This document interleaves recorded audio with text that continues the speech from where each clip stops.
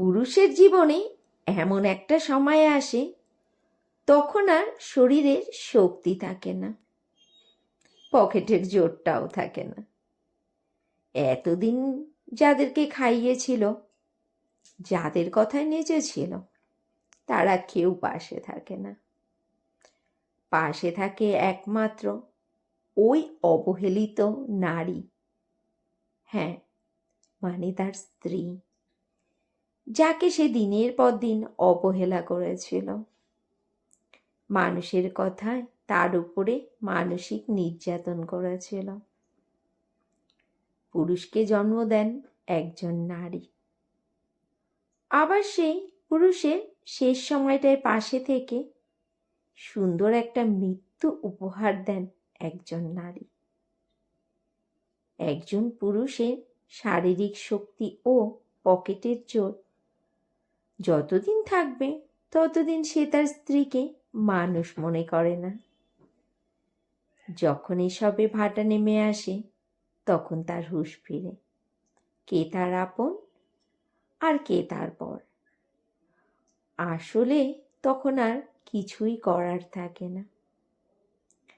আপনার ভালোবাসার এখন আর তেমন মূল্য থাকে না, কারণ আপনার স্ত্রীর কাছে এসবের আর দরকার পড়ে না।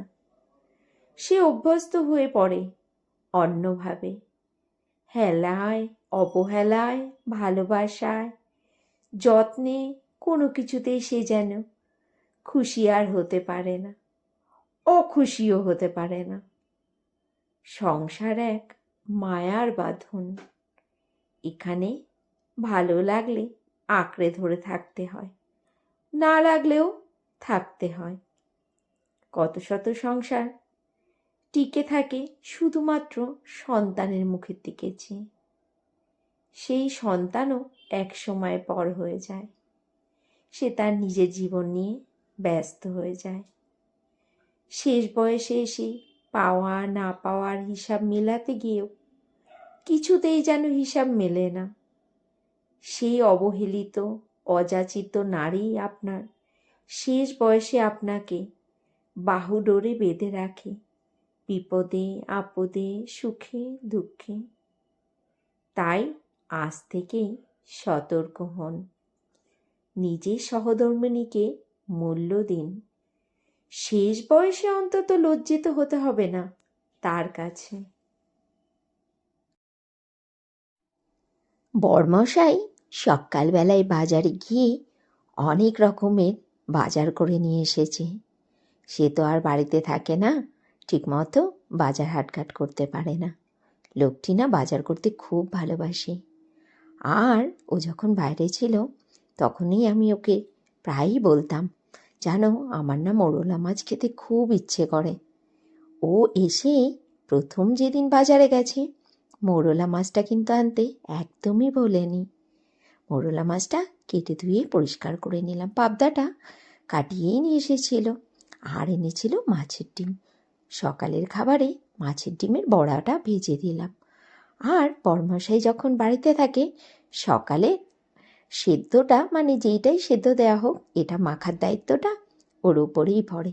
ও এগুলো রেডি করে নিচ্ছে, আর ওইদিকে আমি বড়াটাও ভেজে দিয়ে দিলাম টেবিলে। সকালে ওরা নিজেরাই খেয়ে নেয় আগে, আমার খেতে খেতে অনেকটাই বেলা হয়ে যায়, 12টা বেজে যায়। আসলে আমি রান্নাটা কিছুটা এগিয়ে নিয়ে তারপরে সকালের খাবার খেতে যাই। ও তো বলতেই থাকে, গ্যাসটা নিভিয়ে দাও, আগে খেয়ে নাও। কিন্তু আমি ভাবি তাড়াতাড়ি করে রান্নাটা সেরে নিই। পাবদা মাছটা করে নিলাম সর্ষে বাটা দিয়ে, আর মৌরলা মাছ, উফ, আমার যেন মনটা আটকে ছিল, মনে হচ্ছে যেন কতক্ষণে খাবো। এখন ঘড়িতে বাজে দুপুর 2:45। আজ বেশি কিছু রান্না করিনি, দেখে নাও কী কী করেছি। মাসি করে দিয়েছে বেঁতে শাক, জানো, মাসি না শাকটা খুব সুন্দর রান্না করে। মাসির হাতের শাক হচ্ছে ওয়ার্ল্ডের বেস্ট শাক। আর রয়েছে চাটনি, রয়েছে পাবদা মাছের ঝাল, আর মৌরলা মাছ আলু বেগুন দিয়ে। তাড়াতাড়ি করে লাঞ্চটা সেরে নিই। আর এই যে বরমশাই ঘুরে বেড়াচ্ছে এদিক ওদিকে, এখন খেতে বসবে। আবার ফেরত চলে এলাম রাত্রিবেলাতে। প্রতিদিনের মতো আজও তৈরি করে নিচ্ছি রুটি, বড়মশাইকে বললাম, ভাত মাছ আছে, তুমি কি খাবে নাকি? তিনি তো পরিষ্কার বলে দিলেন, ছেলেমেয়ের দলে যুক্ত হয়ে গেলেন, না আজ আমিও রুটি খাবো বলেই দিল। ব্যাস, সবার জন্যই তৈরি করে নিচ্ছি রুটি।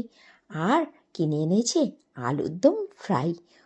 আমাদের এখানে একটা দোকান আছে, পল্লবধারীর দোকান বলে, ওই দোকানের আলুর দম ফ্রাইটা জাস্ট ফাটাফাটি হয়। অনেক দিন বাদেই বাড়িতে এসেছে আজ আলুর দম ফ্রাই। চলো, তোমাদের সাথে কথা বলতে বলতে আমার রুটিগুলোও করা হয়ে গেছে, আর আজকে রাতের খাবারে রয়েছে আলুর দম ফ্রাই আর রুটি, আর কালকের একটু চিকেনও রয়েছে। চলো, আজকে ব্লগটা এখানে শেষ করছি। Tata, good night.